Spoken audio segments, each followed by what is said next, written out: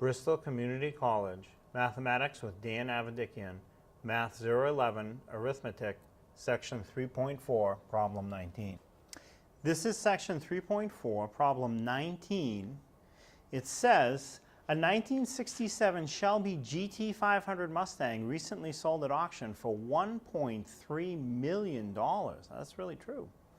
And write this number in standard form. So it's written kind of half in numbers, half in words the way it's written here. 1.3 million. So you'd write 1.3 times a million.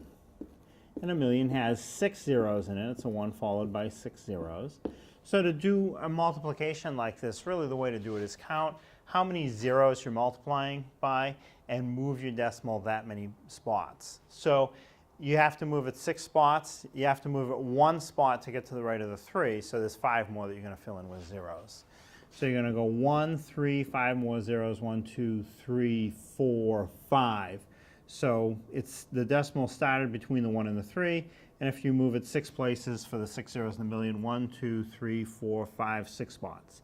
Now to do a nice job, we can put in the commas every 3 places, and because it's money, put a dollar symbol in front. So it'd be $1,300,000 written in standard form.